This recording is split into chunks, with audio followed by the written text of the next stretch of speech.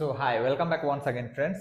हम आज सीखेंगे एलसीएम और एचसीएफ कैसे निकालते हैं। इस कॉन्सेप्ट को सीखने के लिए हमने दो क्वेश्चन लिए हैं। जैसा कि आप जानते हैं, हम कोई भी कॉन्सेप्ट आपके साथ डिस्कस करते हैं तो उसमें जो एग्जांपल लेते हैं वो किसी ना किसी एग्जाम का पूछा हुआ क्वेश्चन होता है, जिससे कि आपको दो बेनिफिट हो। एग्जाम में किस तरह के क्वेश्चन आते हैं इसका आइडिया लग जाए, और दूसरा आप कॉन्सेप्ट सीख जाते हैं। ठीक है, तो हमने जो ये दोनों क्वेश्चन लिया है, एक बिहार स्टेट में 9th 10th स्टैंडर्ड के लिए जो शिक्षक पात्रता परीक्षा होती है उसको देने के लिए स्टेट एग्जाम होता है। एक उसमें पूछा गया क्वेश्चन है, हलवा टाइप है, और दूसरा BPSC TRE 1 to 5th standard के लिए जो शिक्षक पात्रता परीक्षा होती है उसमें पूछा गया क्वेश्चन है। मैं कभी बैंकिंग का, कभी रेलवे का, कभी एसएससी का पूछा हुआ क्वेश्चन एग्जाम्पल में ले लेता हूँ। हमारा मकसद यहाँ पे किसी पर्टिकुलर एग्जाम से नहीं है, मेरा मकसद आपको कॉन्सेप्ट सिखाने से है। ये चैप्टर हर एक जनरल कंपटीशन के एग्जाम में आता है, या फिर आप बेसिक ले ले, 1 to 10th का मैथ ले ले, या बैंकिंग रेलवे एसएससी का मैथ ले ले।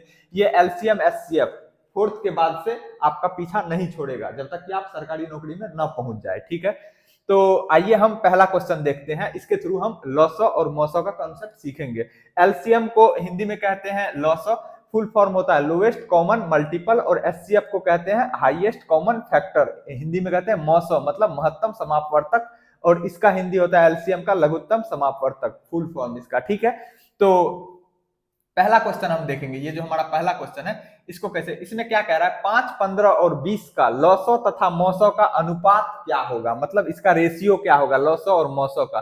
तो सबसे पहले हम प्राइम फैक्टराइजेशन मेथड से लॉसो और मौसो निकालेंगे।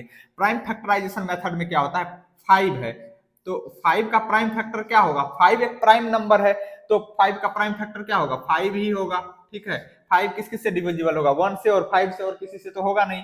उसके बाद क्या है 15, तो 15 का आप प्राइम फैक्टर लिख दीजिए। 15 का प्राइम फैक्टर लिखेंगे तो क्या होगा, 5 गुना 3 इसको लिख सकते हैं, 5 तिया 15, दोनों प्राइम नंबर है। उसके बाद 20 को क्या लिख सकते हैं, 20 का लिखेंगे तो क्या 20 से का क्या, अब कोई कहेगा हमें लिखना नहीं आता, कैसे लिखेंगे।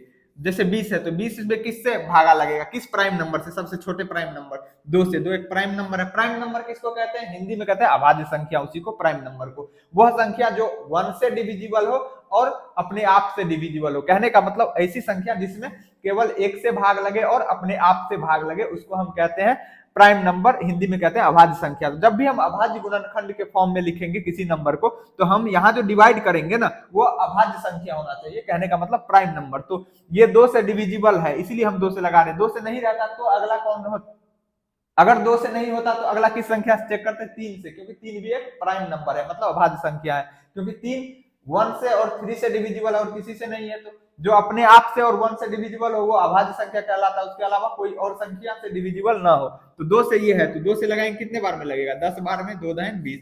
फिर 2 से लग रहा है, 2 पंचे 10। अब 5 से ही लगेगा, 5 का 5, क्योंकि 5 एक अभाज्य संख्या है। अब 20 को हम क्या लिख सकते हैं, 2 गुना 2 गुना 5, तो हम यहाँ पे लिख देंगे 2 गुना 2, 2 बार आया है ना, तो 2 पे पावर 2 गुना 5। अब हमने जो भी संख्या दिया हुआ है, चाहे उसका लॉसो निकालना हो या मौसो निकालना हो, सबसे पहले हम प्राइम फैक्टर कर लेंगे। मित्र, हम प्राइम फैक्टराइजेशन मेथड से लॉसो और मौसो निकालना सीख रहे हैं। डिवीजन मेथड से भी सीख लेंगे, लेकिन ज्यादा इंपॉर्टेंट है प्राइम फैक्टराइजेशन मेथड, क्योंकि एक ही बार में आप लॉसो और मौसो दोनों आसानी से निकाल पाएंगे। कुछ क्वेश्चन ऐसे होते हैं जिसको आप डिवीजन मेथड से हैंडल नहीं कर सकते हैं, वो सारे क्वेश्चन भी इस मेथड से हो जाएगा।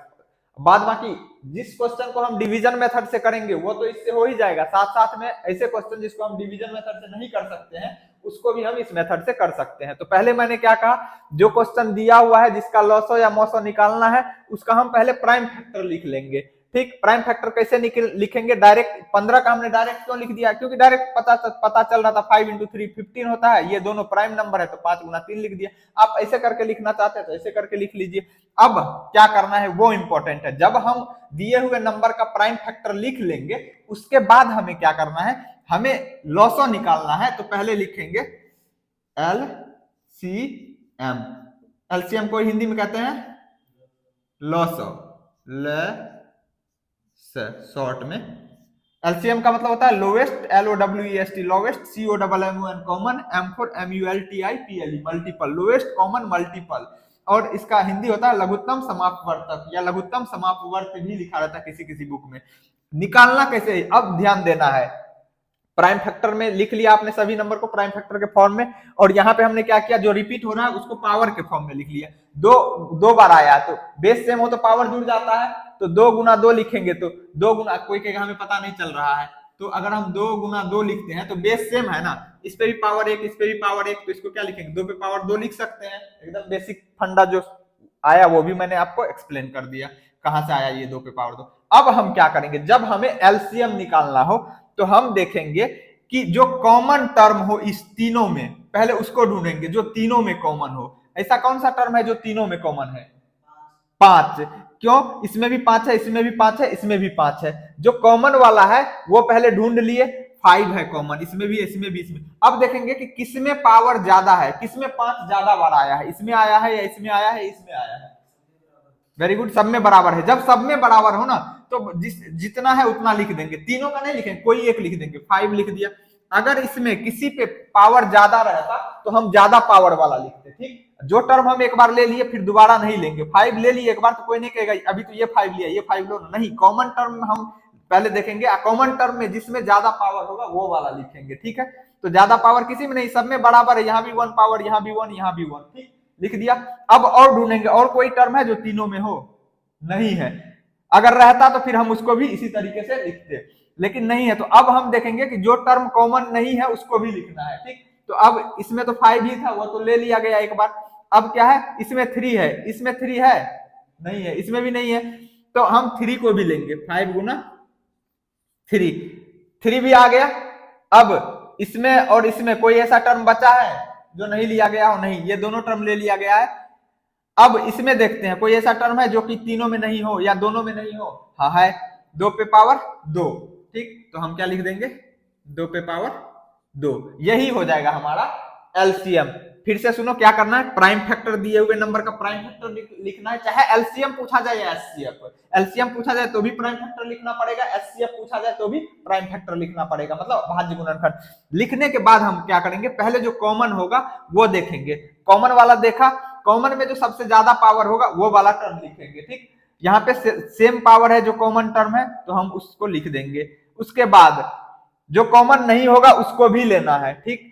तो हमने उसको ले लिया, 3 भी आ गया और 2 पे पावर 2 भी आ गया। अब इसको मल्टीप्लाई कर देंगे, मल्टीप्लाई करेंगे तो कितना आ जाएगा, 2 दूनी 4, 12 5 60, कितना आ गया 60। 2 पे पावर 2 का मतलब 2 गुना 2 हुआ, 2 गुना 2 4, 4 को 3 से गुना करेंगे 12, 12 को 5 से करेंगे तो कितना हो जाएगा 60 हो जाएगा। यहाँ तक कोई दिक्कत नहीं है, एलसीएम इस तरीके से निकालेंगे। एक और बात, चलो ठीक है, अगर इसमें 5 रहता ही नहीं तब क्या करते, अगर कोई भी टर्म कॉमन नहीं रहता तब क्या करते, तो ठीक है नहीं रहता कॉमन तो जो कॉमन नहीं है उसको ले लेते गुना में, लेकिन लेना है, छोड़ना नहीं है। दूसरी बात, जो एक बार ले लिए है उसको दोबारा नहीं लेना है। मान लो यहाँ पे 5 पे पावर 4 रहता, यहाँ पे 5 पे पावर 2 रहता, यहाँ पे 5 पे पावर 1 रहता, तो हम 5 पे पावर 4 वाला लेते, तो फिर हमें ये और ये 5 फिर से नहीं लेना। ये नहीं कोई कहेगा यहाँ तो 4 पावर वाला लिया, यहाँ 2 पावर वाला क्यों नहीं लिया, नहीं, एक बार जो टर्म ले लिया गया वो दोबारा नहीं लिया जाएगा। एलसीएम में हमें याद रखना है कि हाईएस्ट पावर वाला टर्म लेंगे, ठीक है, जो कॉमन है उसमें से, कोई दिक्कत नहीं है।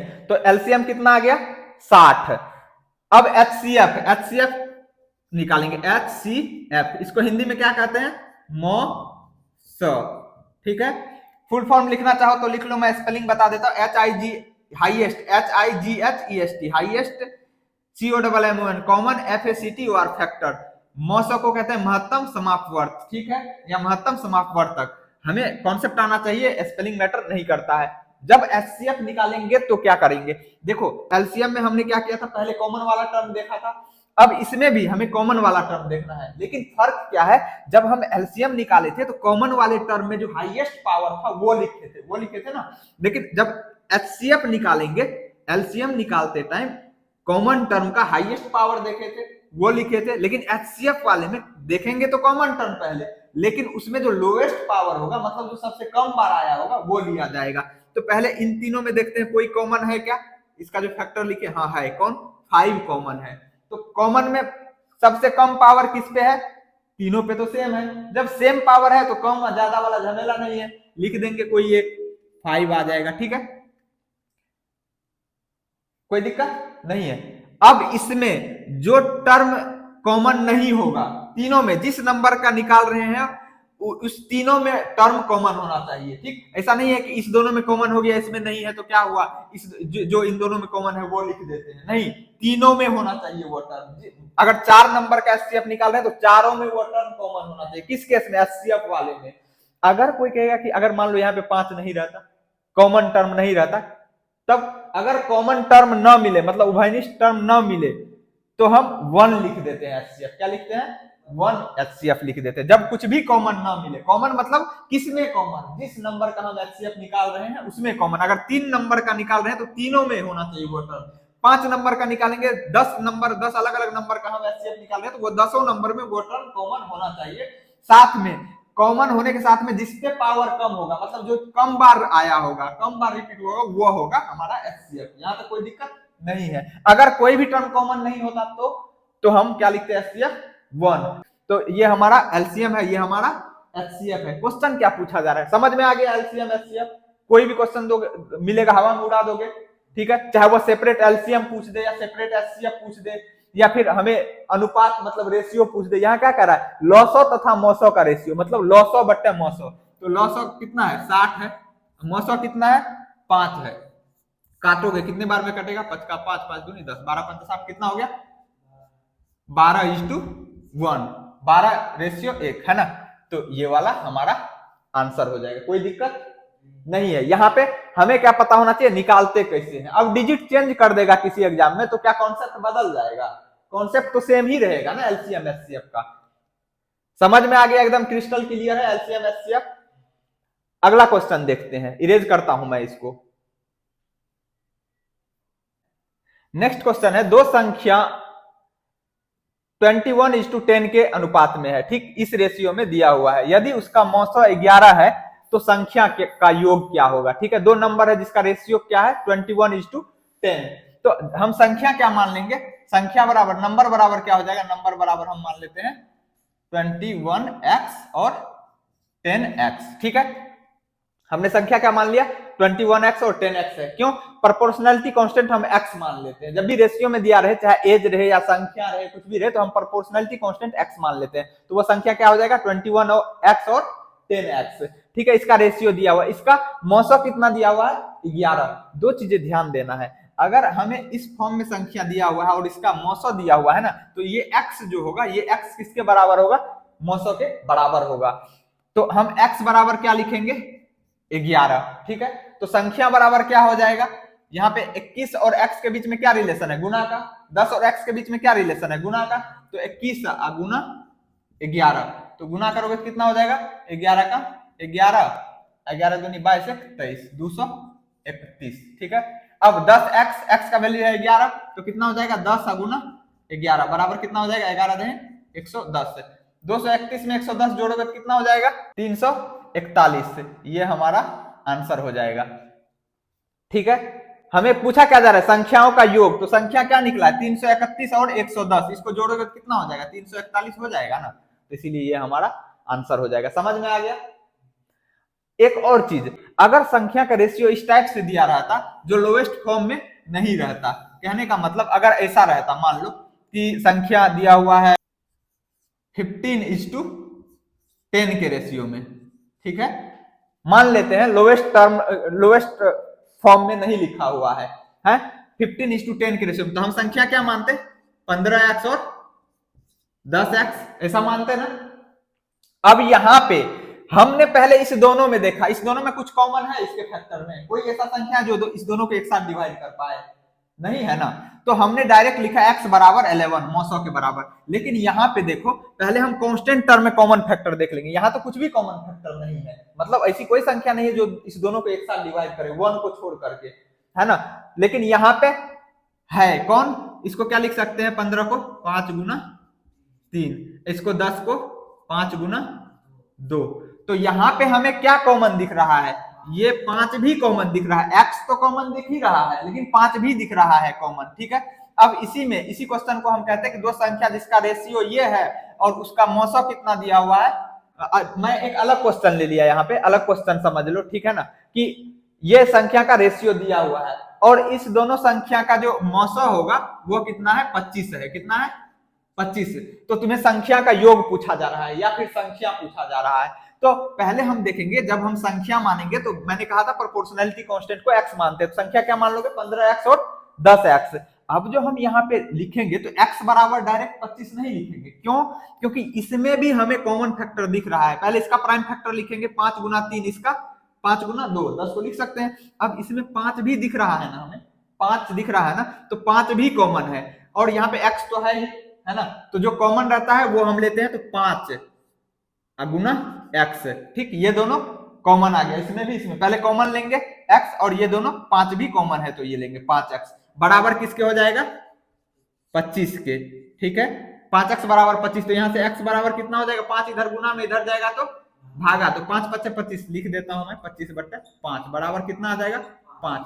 तो x का वैल्यू यहाँ पे क्या निकल गया 5 निकल गया। अब कोई कहेगा यहाँ पे ऐसा क्यों नहीं किए, ठीक है हम करेंगे। 21 को क्या लिख सकते हैं, कोई कहेगा नहीं हम 21 को लिखेंगे, 21 को लिखो ना भाई, 7 गुना 3 लिखोगे, है ना, प्राइम फैक्टर है ना दोनों, 7 प्राइम नंबर है और 3 भी प्राइम नंबर है, अभाज्य संख्या।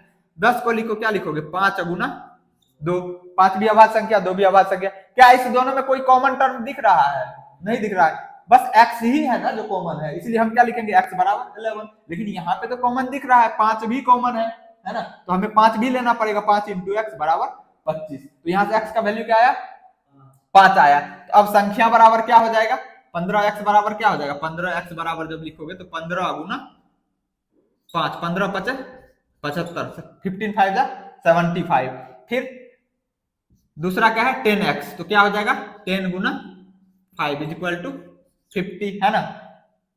ये अब संख्या हो गया। अगर योग पूछा जाएगा तो क्या हो जाएगा, संख्या का अगर मान लो इसी में योग पूछा जाता तो क्या होता 75 और जोड़ 50, तो 5 और 7 3 10 2 12, 125 कितना हो गया 125 हो गया। तो समझ में आ गया क्या, जब भी रेशियो में दिया रहेगा तो हम देखेंगे कि ये सिंपलेस्ट फॉर्म में है कि नहीं। 99.99% केस में जब भी रेशियो में दिया रहेगा वो सिंपलेस्ट फॉर्म में ही रहेगा।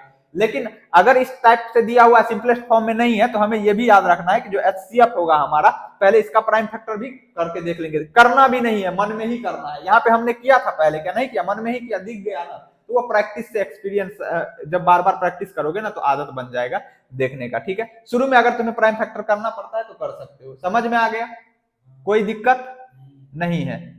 ओके फ्रेंड्स, अगर आप चैनल पे नए हैं तो चैनल को सब्सक्राइब करके बेल आइकन को दबा दीजिए। भारत के किसी भी राज्य का आप शिक्षक पात्रता की परीक्षा की तैयारी कर रहे हैं या general competitive exam, banking, railway, SSC और जो भी एग्जाम हो जिसमें ये चैप्टर आता है, अगर आपको यूजफुल लगा हो, आपको समझ में आया हो, तो आगे भी इसी तरह से समझ में आता रहेगा। फिर मिलेंगे अगले वीडियो में। Until then take care, see you, bye bye. और चैनल को सब्सक्राइब करके अपने मित्रों के साथ भी शेयर करें।